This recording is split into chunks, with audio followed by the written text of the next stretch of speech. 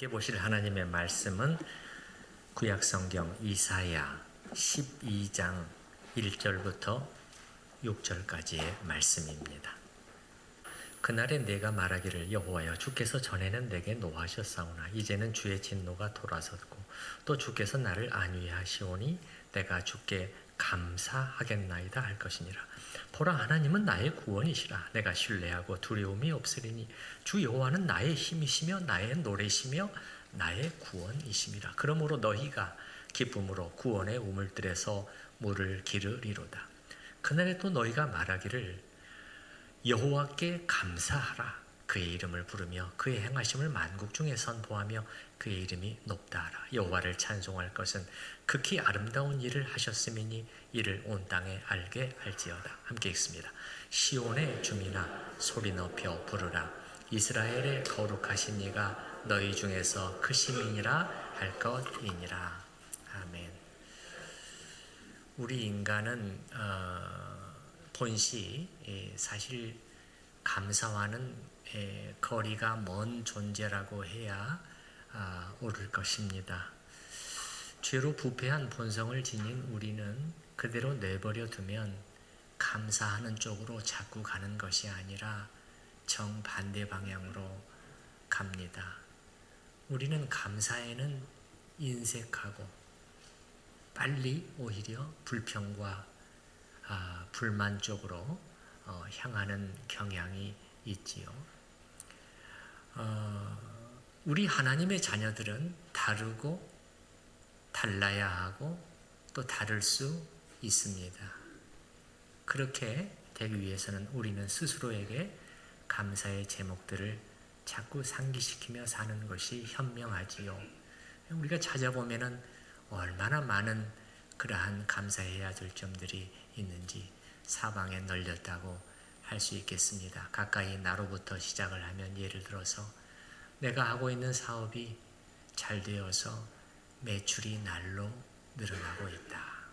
참 감사하죠. 예. 집이 안 팔려서 골치가 아팠는데 정말 이거 어떻게 해야 되지?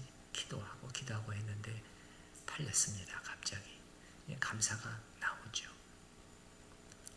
내 건강이 나빠졌었는데 이게 점점 요즘에 회복이 되고 좋아지고 있다. 역시 감사할 수 있죠. 또 그제 수능 시험이 있었죠. 내 자녀나 아들이나 딸이나 혹은 손주가 좋은 성적을 받았다. 결국 원하던 그토록 바라던 대학교에서 합격 통지를 받았다. 감사가 절로 나오겠죠. 그 외에도 우리 찬송하신 것처럼 논밭의 오곡백과 아름다운 자연, 참 우리가 감사해야 될 내용들이 우리 주위에 널려 있는데 이 모든 것보다도 더 깊고 진한 감사가 있어요. 저는 오늘 본문이 그것에 대해서 오늘 우리에게 말해주고 있다고 생각을 합니다. 우리가 방금 읽은 이사야서 12장은 하나의 노래로 되어 있습니다. 시예요. 하나의 시로 되어 있어요. 자, 우리말 성경 제목을 보시게 되면 12장 1절 바로 위에 보면은 뭐라고 되어 있습니까? 감사 찬송이죠. 감사 드리는 찬송이다. 이건 물론 원래 성경에 있었던 것은 아니고 사람들이 그 내용을 생각해서 붙인 소제목이에요. 그런데 이 시인의 경우, 이사야의 경우 내용을 방금 우리가 읽어봤습니다만은 참으로 그 감사가 커요. 아주 진해요. 그래서 얼마나 진하든지 좀 가슴이 벅차오르고 있어요. 그래서 기쁨이 있고 노래가 나오고 환호성까지 나옵니다. 환호성까지. 못 참고 환호성까지 나와요. 저 6절 있지 않습니까, 여러분? 6절 시온의 주민아 소리 높여 부르라. 이게 무슨 뜻이냐면은 외치고 환호하라. 환호하라. 도저히 얌전히 있을 수 없을 정도의 감사가 그를 지금 사로잡고 있습니다. 그럼 이 시인은 무엇을 인해서 그렇게 감사하며 찬양하고 있는가? 사실 구원의 하나님을 인해서예요. 한번 좀 들여다볼 수 있기를 바랍니다. 1절에 한번 보십시다. 그날에 내가 말하기를 여호와여 주께서 전에는 내게 노하셨사오나 이제는 주의 진노가 돌아섰고 또 주께서 나를 안위하시오니 내가 주께 감사하겠나이다 할 것이니라. 이 1절 말씀을 오늘 좀 자세히 좀 시간을 들여서 살펴볼 필요가 있어요. 왜냐하면 아주 중요한 내용들을 사실은 복음의 핵심을 담고 있고 또 이 1절의 나머지가 다 연결되어 있어요. 이 1절이 나머지 5절의 근거가 됩니다. 어떻게 이렇게 감사할 수 있는가? 그 근거가 되기 때문에 좀 상세히 살펴보려고 해요. 자, 1절의 시작이 그날에입니다. 그 지금이 아니라는 것입니다. 미래의 어느 시점에, 미래의 어느 시점. 자, 여러분이 아시겠지만 신약의 그 사도들이나 제자들이 복음을 전할 때 그때는 신약 성경이 없었어요. 우리가 가지고 있는 그들은 구약 성경을 가지고 복음을 전했습니다. 그러면 구약 성경에 나오는 너무나도 많은 구절들이 오실 메시아 그리스도를 지금 예언하고 있기 때문이었습니다. 그래서 그 구약 성경을 가지고 복음을 전했어요. 여러분 잘 아시겠지만은 빌립이 에디오피아 네시에게 복음을 전할 때 무슨 성경으로 복음을 전했죠? 이사야서입니다. 이사야서의 말씀을 가지고 복음을 전했잖아요. 그래서 구약 성경에 뭐 시편도 그렇고 선지서도 그렇고 너무나 많은 구절이 오실 메시아, 이 그리스도 같은 단어입니다. 히브리어로는 메시아고 헬라어로는 그리스도입니다. 그래서 이 오실 그리스도에 대해서 예언하고 있는 거예요. 그래서 여기서 그날은 뭐냐? 그 메시아의 때를 말하는 것입니다. 메시아의 때. 그래서 우리 여러분 그 앞에도 한번 잠깐 보겠습니다. 11장 10절 말씀을 보겠습니다. 11장 10절. 자, 11장 10절 역시 무슨 단어로 시작하죠?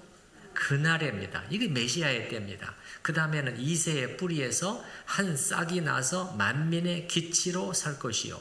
얼른 보면 우리가 지금 이게 무슨 말씀인지 잘 모르지만 메시아의 오심을 지금 예언하고 있는 것입니다. 이새의 뿌리, 우리 사무엘상을 통해서 지금 이세 족보를 우리가 알고 있잖아요. 이세의 아들이 누구죠? 다윗입니다. 그게 무슨 말입니까? 오실 그 메시아는 다윗의 후손이 될 것이라고 지금 800년 전에 예수님 오시기 800년 전에 예언이 되어 있는 것입니다. 그래서 그게 그날이라는 거예요. 그게 그날이에요.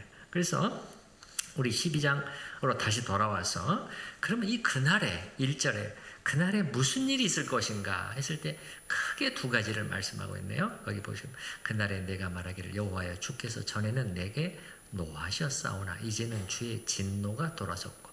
자, 진노가 있습니다. 진노가 돌아섰는데 그 다음에 여기에 플러스해서 또 주께서 나를 뭐 하시오니? 안위하시오니. 그래서 그 다음에 내가 주께 감사하겠나이다. 이 가슴 벅찬 감사가 여기서 나오고 있다는 사실을 여러분이 보시기 바랍니다. 여기서 우리의 관심은 자, 어떻게 진노가 안위로 바뀔 수 있느냐는 것입니다. 여러분, 어떤 사람이 나를 매우 미워해요. 나를 매우 적대시합니다. 보려고도 하지를 않아요. 말도 걸려고 하지를 않아요. 근데 그 사람이 지금 나의 위로자가 되어 있어요. 내 편이 되어 있고 나를 도와주고 나를 붙들어주고 나를 위로해주는 자가, 이게 얼마나 큰 변화입니까? 얼마나 큰 변화예요. 자, 진노는 무엇입니까, 여러분? 2가지 사건. 진노라는 것은 하나님이 불같이 화를 내신다고 그런 것이라기보다는 하나님을 거역한 죄인을 향한 하나님의 합당한 불쾌하심을 말하는 거예요. 이 일로 무슨 일이 생겼죠? 관계가 끊어졌습니다. 하나님과의 관계가 단절되게 됐다고, 하나님의 생명에서 떠나 있게 됐다고. 이것이 하나님을 떠난 인간에게 공통적으로 임한 운명이었습니다. 근데 이게 지금 여기 와서는 지금 어떻게 됐느냐? 이게 지금 어떻게 됐어요? 그 하나님이 내 편이 되셔서 나의 위로자가 되고 계신다. 나의 위로자가 되고 계신다. 그러면 어떻게 될 수 있냐고요? 이게 어떻게 이렇게 바뀔 수 있었느냐는 거예요. 그러면 그 사이에 어떤 큰 일이 있었다는 거예요. 화해가 있었다는 것입니다. 화목이 있었다는 거예요. 이것이 바로 신약 성경이 이 하나님과의 화목이라고 우리한테 그런 용어를 사용해서 우리에게 표현해 주는 그 사건입니다. 이게 있었기 때문에 이렇게 바뀔 수가 있었다는 것이죠. 그래서 이 시인이 지금 이것 때문에 감격해하고 있는 것인데요. 그 내막을 자세히 성령의 감동으로 보고 있는 거예요. 그리스도 안에서 일어날 일을 보고 있는 거예요. 그래서 너무 가슴이 벅차오르는 것이죠. 자, 근데 이 하나님과의 화목, 화해, 이것에 대해서 우리는 이렇게 성경을 통해서 가끔 듣는단 말이에요. 그러니까 또 뭐 그거지 하고 넘어가는데 우리가 좀 잘 생각해 봐야 됩니다, 여러분. 두 가지를 생각을 해 봐야 돼요. 이게 보통 일이 아니었다는 것을 우리가 그럼 깨닫게 된다는 거예요. 조금 생각을 해야 우리가 거기서 뭔가 옵니다. 좀 생각을 해 봐야 돼요. 그럼 두 가지를 생각을 해야 된다는 거예요. 하나는 뭐냐면 하나님과의 화해는 우리가 원한다고 해서 이루어질 수 있는 일이 도무지 아니었다는 것입니다. 자, 제가 예를 들어서 말씀드려 볼게요. 어떤 사람이 남의 집 아들을 유괴해서 살인을 했어요. 가해자죠. 근데 이 사람이 피해자인 그 아이의 부모 집을 찾아가서 한다는 말이, 자, 이제 우리 그만 화해합시다. 우리 이제 그만 미워하고 그만 적대시하고 화해하십시다. 이게 말이 되는 거예요? 안 되는 거잖아요. 화해의 손길은 가해자가 아니라 누가 내밀어야 돼요? 피해자가 원해야 되고 피해자가 내밀 때 화해가 이루어질 수 있는 것입니다. 하나님과 우리와의 사이에서도 마찬가지라는 거예요. 우리는 죄를 지은 하나님을 거스른 가해자입니다. 가해자요. 우리가 그 죄의 크기를 모르니까 우리는 별거 아니라고 생각을 하는데 알면 정말 놀라겠죠? 그리고 우리 죄의 피해자라고 하실 수 있는 분이 하나님이셔요. 그리고 이 화목이 어떻게 이루어지게 됐느냐? 아까 마치 엄마 아빠처럼 그런 입장에 놓이신 하나님께서 이 화목을 원하셨고 화목의 손을 내미셨고 그 일을 행하셨다는 것이에요. 그러니 이게 놀라운 일 아닙니까? 그래서 이 복음이 사실은 하늘과 땅을 울리는 사건이에요. 온 우주가 깜짝 놀라는, 천사들도 들여다보기를 원하는 것이니라. 도대체 무슨 일이냐? 이게 첫 번째고, 두 번째는 그럼 이 화해가 그냥 이루어질 수 있는 것이 아니었다는 거죠. 왜 그러냐? 거룩하신 하나님 앞에 우리 죄인들의 죄가 그냥 넘어가질 수가 없어요. 반드시 그 죄에 대한 대가를 치러야 됩니다. 근데 어떻게 됐다는 거예요? 하나님께서 자기 아들을 화목 제물로 보내셔서 십자가 위에서 우리들을 대신해서 죄의 형벌을 받게 하셨다. 이게 복음 아닙니까? 이게 조금 이따 우리가 성찬식에서 기리고 기념할 사건 아닙니까? 영원토록 우리가 기억해야 될 거 아닙니까? 근데 이게 뭐냐는 거예요. 가해자가 징벌을 받는 것이 아니라 피해자가 그 죄의 형벌을 받는 형국이라니까요. 그러지 이게 어떻게 된 일이냐? 우리가 잘 생각을 해봐야 된다는 것입니다. 잘 생각을 할 때 하나님의 은혜가 얼마나 컸던 것인가를 우리가 깨닫게 되고 거기서 감사가 나오게 되고 거기서 기쁨과 노래가 흘러나오게 돼요.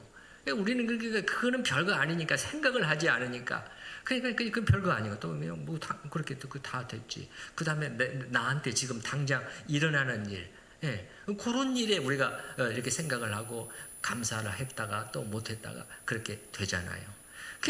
이 화목제물로 오실 메시아가 화목제물로 드려지실 분이다. 지금 이거거든요. 근데 신약 성경에는 확실하게 나타나 있지만은 구약 성경에는 아직은 희미하게 나타나요. 그래 오늘 이사야서 12장 1절에서도 크게 선명히 나타나지는 않아요. 근데 뒤로 가게 되면은 점점 윤곽이 드러나게 됩니다. 그리고 예를 들어서 클라이맥스가 어디예요? 이사야서 몇 장? 53장이죠. 53장. 뭐죠? 우리는 다 양 같아서 그릇 행하여 각기 제 길로 갔거늘 여호와께서는 우리 무리의 죄악을 그에게 오실 메시아에게 그리스도에게 담당시키셨도다. 이거 아닙니까? 예. 그래서 본문에서는 이 선지자 이사야는 이 사실을 인해서 성령의 감동으로 앞으로 있을 그 일을 미리 내다보고, 그게 마치 완료 시제로 설명하고 있어. 미래에 800년 후에 일어날 일은 700년 후에 일어날 일인데, 이게 지금 보면은 하셨으니 이미 일어난 일로 말하고 있어요. 이걸 뭐라고 말하느냐? 예언적 완료형이다. 그렇게 부른다는 거예요. 미래에 일어날 일이지만 확실하게 일어날 일이기 때문에 이미 일어난 사건처럼 설명을 해요. 여기서도 그렇거든요. 그래서 이것 때문에 지금 이사야는 이것 때문에 감사의 제사를 나는 올려드리겠습니다. 이렇게 말한다는 거예요. 참 똑같은 것을 받았는데 어떤 사람은 그저 좀 그냥 밋밋해요. 금방 잊어버리고 또 덤덤해요. 근데 어떤 사람은 그게 그렇게도 고마운 거예요. 그렇게도 고마워서 그냥 기뻐하고, 그리고 감격하고, 그리고 그게 삶의 힘이 돼요. 삶의 원동력이 되어 있단 말이에요. 지금 여기 이 본문의 시인도 그런 상황이거든요. 주 여호와는 나의 힘이시며 이렇게 나오는 거예요. 구원의 하나님의 나의 힘을 주시는 하나님으로 묘사하고 있거든요. 무엇이 이런 차이를 만들어내느냐 하는 것입니다. 무엇이 이런 차이를 만들어낼까요?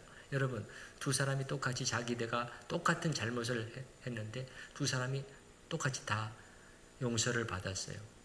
그러면 둘 중에서 어떤 사람이 더 감사할까요? 자기에 대한 인식이 있는 사람이 더 많이 감사하게 되는 것이에요. 내가 참으로 못된 짓을 했구나. 나는 정말 이 용서를 받을 자격이 없는 놈이다. 가슴을 찌고 있는 사람이에요. 그 사람이 용서를 받았을 때 이 막 깊은 감사가 나오게 되는 것입니다. 지난주일 2부 예배 때 기도하신 장로님의 기도문에 이런 내용이 있었는데 여러분이 한번 들어보시기 바랍니다. 우리가 어떤 자인가? 저희는 주님께 나아올 자격도 감히 주님의 이름을 부를 그 어떤 권리도 없는 자들입니다. 저희는 날마다 주님의 거룩하신 율법을 범하고 생각으로, 말로, 행동으로 주님께 죄를 짓는 자들입니다. 저희는 마땅히 진노를 받아야 할 자들이며 영원한 멸망에 처해야 마땅한 자들입니다. 여러분이 동의하시는가 생각해 보시나요? 이게 사실이거든요. 주님의 공의로운 심판대 앞에 설 때 저희는 한마디 변명도 할 수 없는 유죄한 자들입니다. 여러분, 이런 마음을 가진 사람에게 용서의 복음이, 화해의 복음이, 십자가의 복음이 선포될 때 어떻게 되는 거예요? 그때 감격이 있지 않겠어요? 만약에 그렇지 않고 내가 좀 잘못한 것은 사실이지만은 그래도 내가 그런 대로 그냥 감옥 관리를 않고 살았잖아. 나는 저 사람들보다는 더 그래도 나은데, 다 착각이잖아요. 우리가 모르니까 그런 말이 나온다. 이런 사람에게 용서의 복음이 선포돼요. 그러면 어떻게 되겠어요? 반응이 어떻게 나오겠습니까? 참 감사한 일이네요. 조금 고마워할지 모르지만 감격은 거기서 안 나와요. 자기를 알아야 된다. 여러분, 신약의 복음서 향유를 예수님께 부은 여인의 얘기를 아시잖아요. 이 여인이 예수님한테 와서 한 것이 4가지 행동이었어요. 근데 이 4가지 중에 하나만 봐도 놀라운 일인데 4가지를 다 했다고요. 어떻게 했죠? 예수님한테 와가지고 자기의 눈물이 막 흐르는 거예요. 계속 흐르는 거예요. 그 눈물로 예수님의 발이 떨어지는 거예요. 그 눈물이 계속 적시는 거예요. 아니, 물처럼 떨어지는 거예요. 그 다음에 어떻게 했어요? 자기의 머리털을 풀어가지고 그 예수님의 그 먼지 나고 흙이 끼어든 발, 눈물과 섞인 그 발을 닦아냈어요. 그 다음에 자기의 입술을 예수님의 발에다가 입맞췄어요. 그리고 그 발에다가 값비싼 향유를 아낌없이 부었단 말이죠. 그러면 이게 무슨 행동이죠? 감사의 표현이라니까요. 감사의 표현이에요. 나같이 죄 많은 여자를, 나같이 죄 많은 여자 오해하시지 말라고 그랬죠.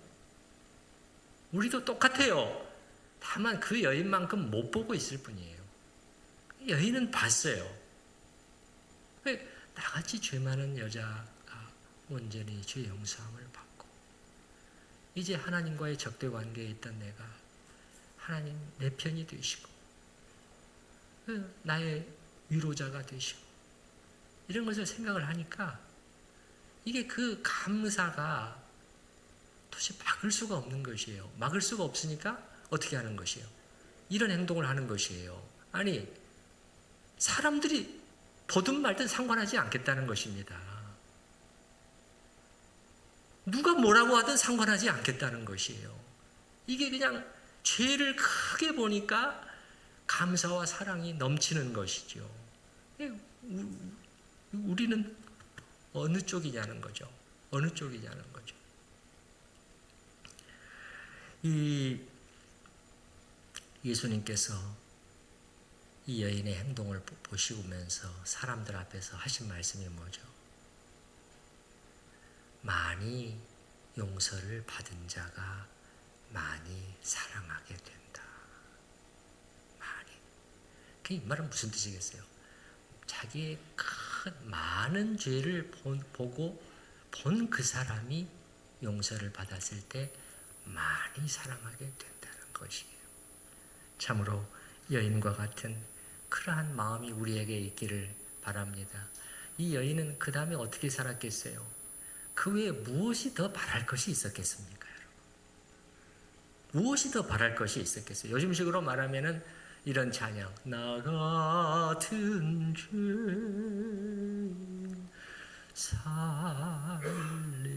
살리신 주의 놀라워, 이런 찬양을 읊조리면서 살지 않았을까요? 네. 오늘 본문을 노래하는 시인의 마음 상태가 바로 그것입니다. 바로 그것이에요. 이제 다음 절들에 그의 고백이 이어지는데요. 그럼 하나님이 나를 안위하시는, 진노가 거쳤을 뿐만 아니라 이제 하나님이 나의 위로자가 되셔서 나와 함께 하시고 공급하시고 채워주시고 붙드시고 힘을 주시고 하는 이것을 노래하고 있거든요. 네. 자, 2절 3절 말씀 우리 같이 한번 읽어보시겠습니다. 보라, 하나님은 나의 구원이시라. 내가 신뢰하고 두려움이 없으리니 주 여호와는 나의 힘이시며 나의 노래시며 나의 구원이시니라. 그러므로 너희가 기쁨으로 구원의 우물들에서 물을 기르리로다. 여러분, 여기 구원이라는 단어가 참 많이 나오고 있죠. 2절 3절에 3번이나 나오고 있어요. 근데 처음에 보면 하나님은 나의 구원이시다. 하나님이 구원을 주시는 분일 뿐만 아니라 하나님 그분이 나의 구원이시에요. 이건 무슨 뜻을 담고 있냐면 하나님 외에는 구원이 없다는 것이에요. 이스라엘의 하나님, 신약적인 용어로 표현하면 예수 그리스도의 아버지 하나님 외에는 구원이 없다, 있을 수가 없다라는 그러한 이 고백을 하고 있고요. 그리고 여기 여러분, 이 구원이라는 단어가 여러 번 나오고 있는데, 자 보십시다. 우리의 구원에 대해서. 자, 우리는 과거에 구원을 받았습니다. 그 다음에 예수님 오실 때 그 구원이 완성될 것입니다. 그러면 이 사이를 우리는 살아가고 있어요. 이 사이에 일어나고 있는 일이 바로 2절 3절이에요. 근데 그걸 구원이라는 단어로 표현하고 있다. 우리가 계속해서 구원을 또 받고 또 받고 한다, 그런 뜻이 아니라 그 구원의 은혜를 우리가 계속해서 향유하는 모습을 말해주고 있어요. 네, 친정으로 구원받은 자는 이렇게 살아야 하고 또 살 수 있다는 것입니다. 살 수 있다는 것이에요. 2절 그 다음 문장을 보십시다. 내가 신뢰하고 두려움이 없으리니. 네. 왜 그렇죠? 이제 하나님이 나와의 관계가 바뀌었잖아요. 네. 나의 사랑의 아버지로 바뀌었잖아요. 그러니까 나는 하나님을 신뢰할 수 있다. 그리고 나는 두려워하지 않을 수 있다는 거예요. 예, 두려워하지 않을 수 있다. 예? 무슨 일이 있든지 그 누구도 어떤 대상도 나는 두려워하지 않을 것이다. 그 고백 아닙니까? 히브리서 13장에 있는 것처럼 하나님은 나를 돕는 자시니 내가 무서워 아니하겠노라. 사람이 내게 어찌하리요? 라는 그 고백과 똑같은 고백. 2절 그 다음에 보면은 주 여호와는 이렇게 시작을 하잖아요. 원문에는 왜냐하면 이 단어가 더 붙여져 있어요. 내가 신뢰하고 두려움이 없으리니 왜냐하면 하나님은 이런 분이시기 때문이라. 왜냐하면 주 여호와는 나의 힘이시기 때문이라. 여러분, 우리에게 힘이 필요할 때가 언제 힘이 필요하죠? 뭔가 이 힘들 때잖아요. 어려울 때 힘이 필요한 것이에요. 그것처럼 지금 여기서 이 본문에서 말하는 것이 바로 그것이에요. 내가 곤경 속에서, 인생에서 만나는 곤경 속에서 지치고 낙심해 있을 때 그때 하나님은 나의 힘이 되어주시는 분이십니다. 라는 고백 아닙니까? 그때마다 다시 힘을 주시는 분이십니다. 그 고백 아닙니까? 신약적인 용어로 표현해보면 제가 지난번에 말씀드렸죠. 내주하시는 성령께서 하시는 일들 말씀드렸잖아요. 은혜의 역사, 빛의 역사, 위로의 역사를 하신다고 그랬잖아요. 이게 우리가 맛볼 수 있는 현재적인 구원의 경험이에요. 그 다음에 이제 보면은 나의 힘이시며 또 나의 노래이신 거예요. 그러니 노래가 나오는 것이죠. 여러분의 노래는 어디서 나오느냐는 거예요. 여러분 어디서 나오죠? 잠시 집이 발려서 노래가 나올 수 있겠지만 집값이 올라서 노래가 나올 수 있겠지만 그런 것은 다 지나가는 것이에요. 그런 것은 이렇게 됐다가도 될 수 있고 저렇게도 될 수 있는 것이에요. 그거는 지속성이 없어요. 항구적이 아닙니다. 그러나 이거는 다르잖아요. 주 여호와는 나의 힘이시며 나의 노래이시며 나의 구원이십니다. 노래가 나오는 것입니다. 구원받은 진짜 구원받은 사람에게 구원의 노래가 나오는 것이죠. 그런 사람들이 구원의 노래를 부를 수 있는 것이죠. 3절 보시겠습니다. 그러므로 너희가 기쁨으로 구원의 우물들에서 물을 기르리로다. 실제로 우물에서 물을 파가지고 물을 마신다는 그런 의미가 아닙니다. 왜 물의 이미지를 가져왔느냐? 특히 이스라엘, 물이 부족한 땅이잖아요. 특히 광야에서의 경험 기억나시죠? 바짝 마른 땅에서 물이 떨어져 버려요. 그럼 어떻게 되는 거예요? 막 입이 타들어가잖아요. 죽음의 그림자가 어른거려요. 근데 우물이 터진 거예요. 물이 솟구쳐 올라와요. 그 감격이 어떻겠습니까? 살았다 그거 아닙니까? 소생되는 그걸 얘기하는 거예요. 이 일이 바로 구원받은 자가 누리게 될 구원의 삶. 그 우물에서 계속 마시는 거예요. 근데 한 번 마시고 끝나는 게 아니에요. 계속 그 생수를 마시게 될 것이다. 예수님도 말씀하셨잖아요. 구원받은 자가 누리게 될 말씀하셨잖아요. 나를 누구든지 목마르거든 내게로 와서 마시라. 나를 믿는 자는 성경의 이름과 같이 그 배에서 생수의 강이 흘러나오리라 하시니. 우리는 계속해서 주님으로부터 오는 생수를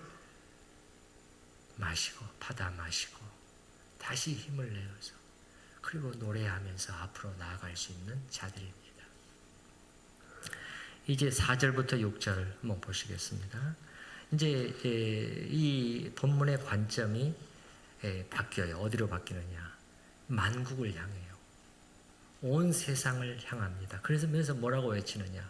이 구원의 하나님을, 너희가 경험하고 맛본 구원의 하나님을 입을 다물고 잊지 말고 만방에 선포하고 알려라.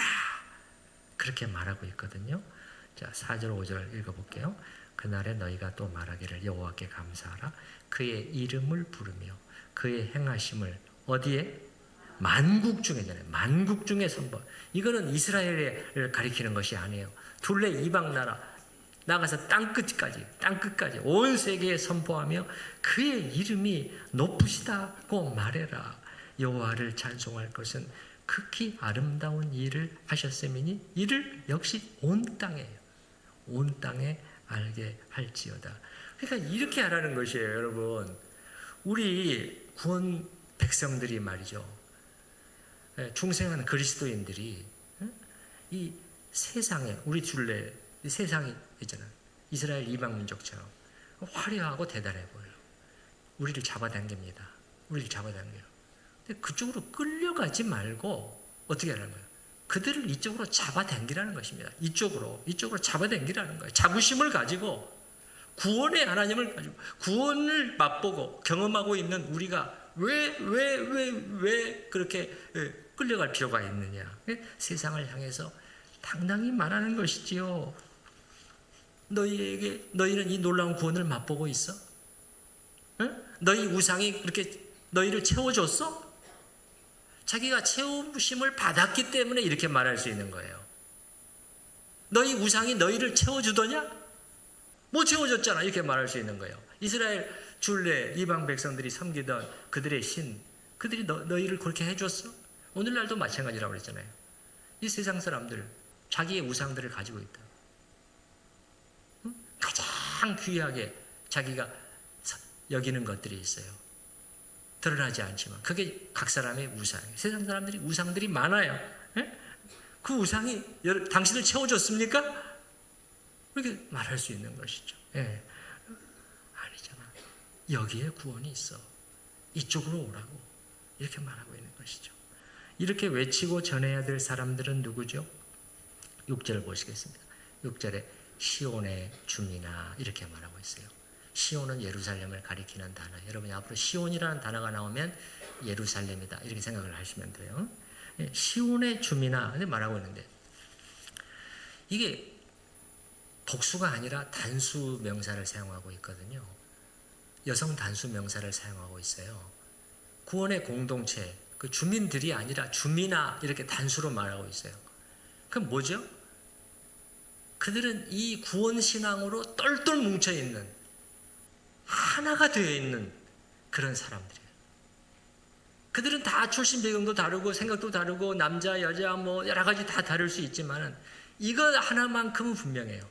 하나님을 향한 그 마음, 하나님을 믿고 사랑하고 따르는 그 믿음, 그 하나로는 공통점이에요. 딱 하나로 뭉쳐있는 사람들에게 이렇게 말하고 있죠. 신약적인 표현에 따르면 사도 바울이 말한 주의 나타나심을 사모하는 모든 자들이죠. 모든 자들. 자, 여러분. 이 4절부터 이 6절까지에서 하고 있는 것이 오늘날 용어로 말하면 뭐죠? 세상을 향해서 구원이 여기에 있다. 이쪽으로 오라고 말하는 것 두 글자로 말하면 뭐예요? 전자로 시작하는 뭐죠? 이게 전도잖아요. 이게 선교잖아요. 그걸 말하고 있는 것이에요. 그런데 우리는 관계를 보라는 거예요. 뭘 봐야 되느냐?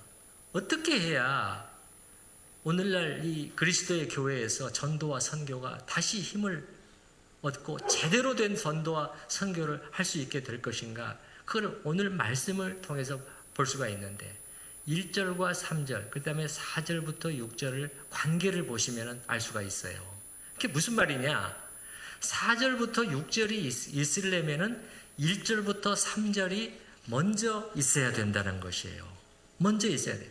앞에 사건들이 일어나야 돼요. 우리가 그 구원에 감격이 있고 그 구원을 기뻐하고 감사하면서 예배하는 사람들이 만방을 향해서 말할 수 있어요. 크게 외칠 수 있다는 거예요. 크게 있기 때문에 기운 없이 자신 없이 조그맣게 말하지 않아요. 크게 외칠 수 있다는 것입니다. 여러분 4절의 두 번째 문장에 이 단어가 있잖아요. 그의 이름을 부르며 이렇게 하나님의 이름을 부르며 이렇게. 하나님의 이름을 부른다는 것은 하나님 아버지 그렇게 한다는 것이 아니고 이런 뜻이에요. 여러분 아브라함도 그렇게 했잖아요. 창세기 12장 8절에 그가 보면은 그곳에서 여호와를 위하여 단을 쌓고 여호와의 이름을 불렀다 이렇게 말한다는 거예요. 여호와의 이름을 불렀다. 그는 뭘 말하냐면 하나님과의 친밀한 관계 속에서 그 하나님을 예배하고 기뻐하고 동행했다는 뜻이에요. 동행했다는. 그래서 하나님의 이름을 부르는 자들은 다른 말로 하면 예배자들이에요. 예배자들. 4절 순서를 다시 한번 보십시다. 4절의 순서에서도 벌써 이게 나타나는데 4절 맨 뒤가 될 수 있으려면 그의 행하심을 만국 중에 선포하면 이게 전도잖아요. 이게 선교잖아요. 그렇게 그게 될 수 있으려면은 앞에 먼저 있어야 돼요. 앞에 여호와께 감사하라요. 감사하라. 방금 말씀드린 것처럼 구원의 은혜를 누리며 감사하는 자들이 그들이 선포할 수 있는 것입니다. 또 그 다음에 그의 이름을 부르는 자들이에요. 기뻐하면서 예배하는 자들이 그 행하심을 만국 중에 선포할 수 있는 진정한 예배자들이 진정한 전도자가 될 수 있다는 것을 오늘 본문이 말해주고 있죠. 5절에서도 마찬가지예요. 여호와를 찬송할 것은 극히 아름다운 일을 하셨으니 이를 온 땅에 알게 할자. 온 땅에 알게 하는 전도자들 누가 할 수 있는 거예요? 그 앞에입니다. 앞에. 극히 아름다운 일이잖아요. 하나님께서 예수 그리스도 안에서 행하신 일을 어떻게 표현하고 있느냐? 극히 아름다우신 일이에요. 이건 역시 우리가 많이 생각해야 됩니다. 많이 생각하면 달라집니다. 하나님이신 그분이 이 땅에 오신 것으로부터 생각해서 어떻게 사셨는가 하는 것을 하나하나 생각해 보면 이게 어떻게 그럴 수 있지? 저는 그 침대에 누워서 자면서도 그래 나는 이렇게 편안하고 따뜻한 침대에 누워서 잠을 자고 있는데 예수님을 생각을 해보면은 여우도 굴이 있는데 인자는 머리 둘 곳이 없구나. 근데 하나님이 그렇게 사셨다니까요. 그렇게 안 하셔도 되는 그분이 이 땅에 와서 그런 일들을 다 겪으셨다니까요. 우리가 극히 아름다운 일, 하나님이 행하신 극히 아름다운 일을 보는 사람이 선포할 수 있는 것이에요. 극히 아름다운 일. 이게 다른 말로 하면 예수 그리스도 안에 나타난 하나님의 영광을 보는 것이에요. 제가 공부했던 미국의 웨스트민스터 신학대학원에 자주 쓰는 표현 중에 하나가 우리는 어떤 사역자들을 길러내는 학교냐. 그럴 때 이런 표현을 쓴다. 예수 그리스도 안에 있는 하나님의 영광을 말하는 자라는 거예요. 예수 그리스도 안에 나타난 하나님의 영광, 그 아름다우심을 보고 사람들에게 전하고 말하는 사람이에요. 그게 진짜 전도자죠. 우리는 맨날 전도 하지만 우리가 먼저 예배자가 되어야, 바른 예배자가 되어야 우리가 진정한 전도자가 될 수 있다는 것이에요. 그렇게 하질 않으니까 오늘날의 전도가 어떻게 됐습니까? 오늘날의 전도가 어떻게 됐어요? 그저 그냥 숫자 늘리는, 경쟁적으로 교회 사이즈 키우는 전도로 전락해버렸잖아요. 구약성경과 신약성경은 그렇게 말하지 않아요. 하나님의 크고 위대하심과 우리가 받은 구원의 기쁨과 이것을 세상을 향해서 당당히 말하는 자들이 그게 전도예요. 여러분, 참된 전도자가 되실 수 있기 위해서 먼저 구원의 은혜를 누리는 자, 가슴으로 감사하는 자, 진정한 예배자, 하나님의 영광을 보는 자가 되실 수 있기를 바랍니다. 기도하십시다. 주님, 저희는 무엇을 인해서 감사하고 있고 또 무엇 때문에 감사하기를 원하고 있을까요? 오늘 이 본문에서는 참으로 깊고 진한 감사의 제목을 우리에게 다시 한번 펼쳐서 보여주고 있고, 우리는 그 펼쳐진 장면에 너무도 참 놀라워서 넋을 잃을 정도입니다. 아버지 하나님, 참으로 향유를 부은 여인과도 같이 우리가 나 같은 죄인을 건져주신 그 주님을 기뻐하며 사랑하며 감사하며 살아가는 저희가 되게 하여 주시옵소서. 하나님은 나의 구원이시요 하나님은 나의 힘이시라 그 외치고 있습니다. 저희에게도 하나님은 이렇게 되고 있을까요? 하나님은 그렇게 되시기 위해서 저희를 구원해 주셨고, 그렇게 되기 위해서 거룩하신 성령께서 저희 안에서 일하고 계십니다. 은혜의 역사를 하고 계십니다. 주여, 저희는 이것도 모르고 혼자 외로이 혼자의 싸움을 싸우고 있는 것은 아닌지요. 주여, 참으로 구원의 우물에서 생수를 길어 마시는 저희가 되게 하여 주시옵소서. 바른 예배자가, 진정한 전도자가 될 수 있음을 배웠습니다. 주님, 저희가 참으로 먼저 하나님의 영광을 보고 그 하나님 앞에 사랑과 경외함으로 엎드려 예배하는 그러한 예배자가 되게 하여 주시고, 그리함으로 말미암아 사람들이 이곳에 와서 보고 과연 하나님이 여기 계시는구나 하는 것을 느끼고 함께 엎드리는 그러한 구원의 역사가 있게 하여 주시옵소서. 예수님의 이름으로 기도하옵나이다. 아멘. 찬송가 615장 1절만 부르도록 하겠습니다.